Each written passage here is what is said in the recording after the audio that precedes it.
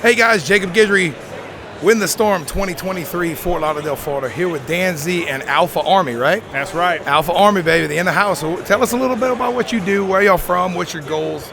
Yeah, man. So, and thank you for getting us on the podcast here. Yeah, too easy, man. You got a clean setup. I'm loving the truck.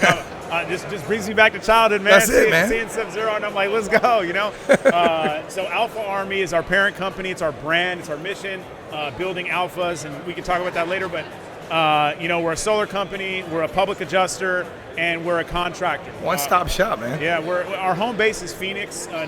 We work all of Arizona. Now we're starting to expand and get licensed in multiple states. Heck yeah. And start kind of pushing outward and kind of away from home base there. That's it, man. Well, that's awesome. Like, we do the same thing. I mean, we've added the tarping. We work with a ton of roofers, a ton of PAs, but we're the guys that go in and we blast everything out of the way so that y'all can do your job. Hell yeah. Right? So you're talking about raising alphas, man. Like, we consider ourselves the alpha of the tree world. Love it. Right? We come in, we get it done faster than anybody else. But tell us a little bit about what you're expanding into. You're trying to get into hurricanes. You're doing all that, right? Yeah. So, right now we work out of Phoenix. Yep. It's not a hurricane market. There is disasters. We have a lot of monsoons and big-time hail and windstorms that hit all across, up and down the state. Yeah, man. So that's our primary market. Soon we're going to start getting into that hurricane season for us, and that's going to be, and we're gearing up for that, where we actually go out and, like the Ians, right? Those are, to run an effective hurricane disaster recovery program, you got to be dialed in. Oh, you do, man. We want to make sure that we are partnering with guys like you that can come in and move stuff out of the way so that we can come in and do what we got to do. Yeah. So there's a lot to running a real hurricane program. Yeah, no, there is. And we kind of treat, and I've said this on multiple podcasts before, we kind of treat the storm industry like the war industry, right? If you're not put together, if you're not correctly balanced, if you don't have the right equipment, personnel, you're going to get massacred, right? You're going to go out there and you're going to lose money. So I think y'all are doing the right way, man. Small steps, get into it the right way. And then if you get into it the right way at first, you're not doing what I did, and I just ran into it not knowing, and then having to fix it. Well, I think we already did that, right? Oh, so, yeah. I mean, look, I came from the door-to-door space. Yeah, man. Right, so I did that since I was 22, and I'm a little older than that now, right? But I feel you. Over a decade in the industry, and you really go through your bumps. You can't build a successful business without getting knocked up. Well, no, dude. Getting punched in the face is a daily thing, right? If you're running a company. But you said something, you did a lot of door knocking? Hell yeah, I did. Man, I tell you what, I've told my salesmen, because I provide a ton of leads for my guys.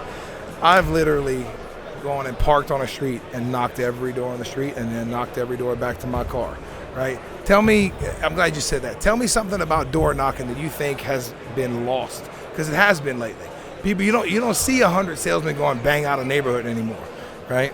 So it's something that I think we're losing as a community and as an industry, where these door knockers are kind of losing their lackluster, Well, it comes down to the same, like, people are getting softer.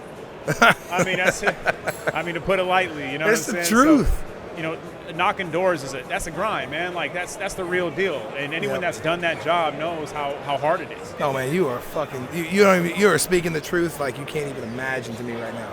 I know the grind. You know the grind. Some of these young guys don't know it, man. They've been no, they don't. They're not hungry enough. And it's not. It's almost like a middle ground, right? Because you got the young guys who they don't want to work, and then you got the older guys and they're lead babies, right? So it's really that probably mid-20s, kind of leaving the early 20s, mid-20s to like mid-30s. Yeah. Those are the times to pound the streets and gain that knowledge. Heck yeah, man. Because don't get me wrong, like, we get some older guys that go out there, hit some doors, everybody's signing up. They don't even understand the power, that influence of just being someone.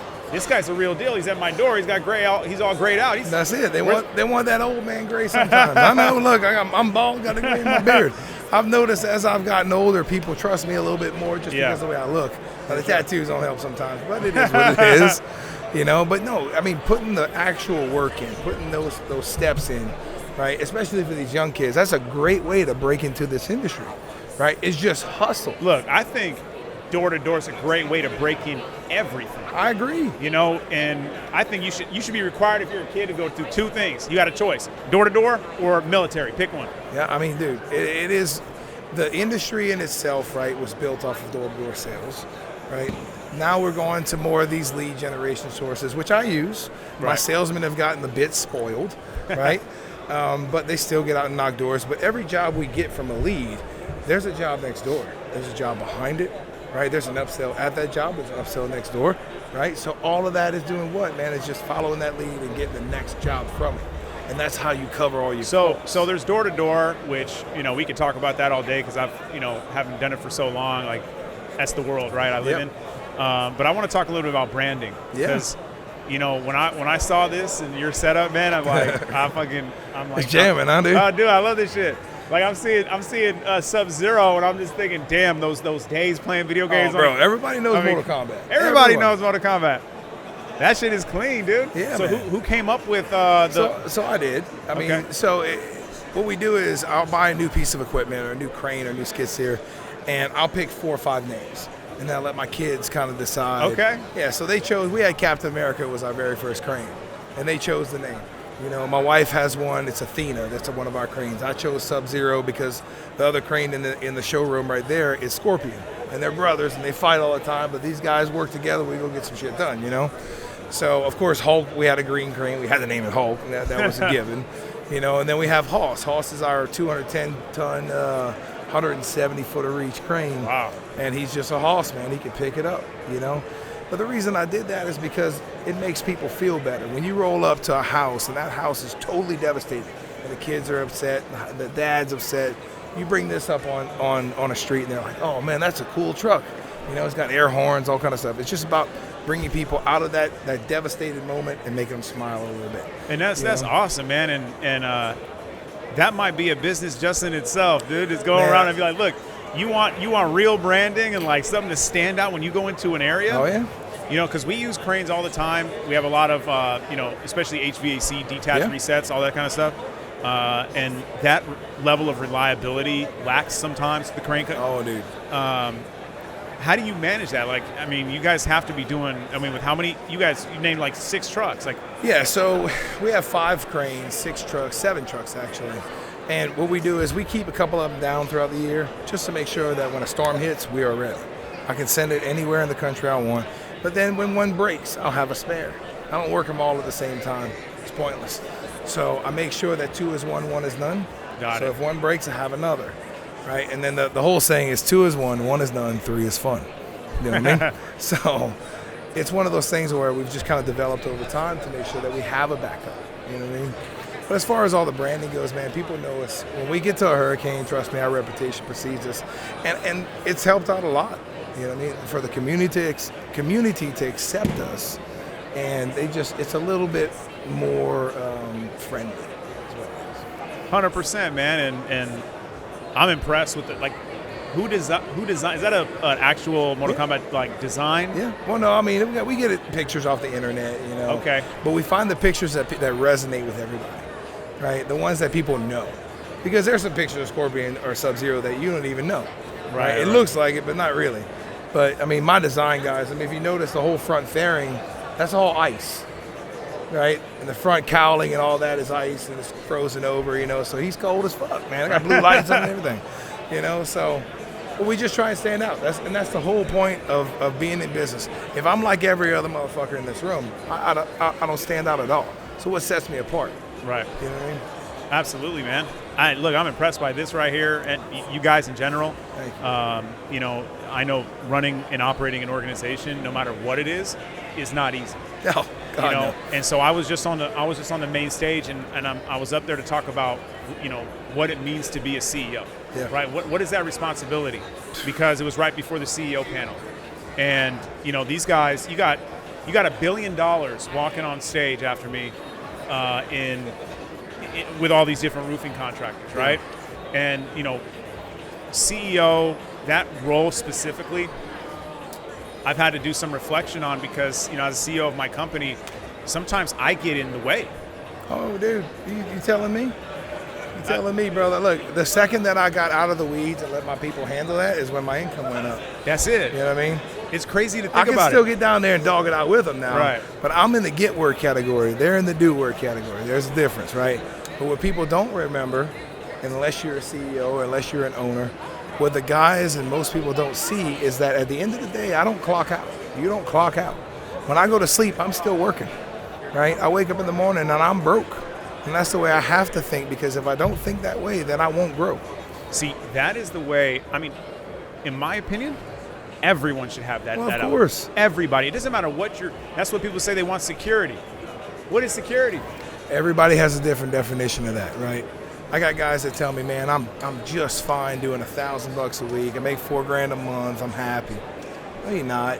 You're just lazy. I'm sorry, right? And that's my personal opinion. But I could have $100 million in the bank account, and I'm still going to get up and find something to make money with. It's not about money's a byproduct, and a buddy of mine taught me this. Money is a byproduct of what we do. I'm chasing time. That's what I chase. Time with my wife, time with my kids, time to sleep, right? So as I build this company and prepare it, whether I sell it or keep it, I'm chasing that time. And you know what? And that's funny that you say that, because I remember who I was listening to, but that's exactly what he said. Another big time CEO, and he's like, we're not chasing money. It ain't about the money. It's about the time. That's it. Time is the most precious thing on earth. It really is, because once you spend it, you can't get it back. That's it. You can't return it. You can't ask for it back. Nothing. I can trade my time for money, and if I'm doing that, I better be getting paid fucking well, right? So, and then there's a bunch of other stuff that goes into that. But no, man, it's being a CEO, being an owner of a company. It is a 24-hour job, whether you want it to be or not. And if you don't want it to be, then you're not going to be the best boss you can be. You're not going to be the best CEO you can be, period. And you know, that there's something that's empowering about that, because when you finally learn, I say it's an education process, being, opening and operating an organization. Yeah. When you finally realize that, hey, I'm not fucking good at that shit. No, man. Like, she is. Let her do it, right? And then you put these people in, and all of a sudden the company just grows and takes off. And like, how was it? Well, you've heard it. Everybody's heard this. Is if I'm the smartest motherfucker in the room, I'm in the wrong fucking room. Just like if I'm the richest guy in the room, I'm in the wrong fucking room, right? I don't want to hang around just any old regular people. I want to hang around people that I can make their life better and they can make my life better. If not, then man, there's plenty of people in this world to go hang around with, right? I got my kids and family. My circle's super tight. But it's one of those things where if I'm in the room, I want to be learning. I want to be learning how to grow, how to be a better CEO, how to be a better businessman, how to be a better father, whatever it is. It doesn't have to be money, right? I learn from people about how to be a better husband. You know what I mean? All that stuff. But when it comes to the business side of it, man, I surround my people that are way smarter than me. My wife's a fucking genius, because behind the scenes, I can't do the paperwork she does. Right. I'll go get all the work, but she can handle the rest, you know? It's powerful, because it's also empowering for the people around you, right? Oh, that's because right. Once you get out of the way, now you're leaving room for someone who may not have the same vision, Truth. right, and forecast, but they can get it done. Truth. And they get empowered now to become, the real stability in an organization, which is the team. Dreamers and doers, bro. You got to have one of each. That's it. It's awesome, man. Yeah, brother. Well, dude, thank you for coming on the podcast, man. Hell yeah, I appreciate it. I'll do this shit anytime. Hey, hell yeah, man. Look, we're really enjoying it. Our guys really hooked it up correctly. We got a great DJ. We got the girls. Nick and them are doing great. So we're going to be here tomorrow. We're going to have even more fun stuff coming tomorrow. So, we're here 2023, WTS, Fort Lauderdale, guys. Come and see us. You can't miss the booth. Hey, Later. Come win the storm, baby. That's it, baby.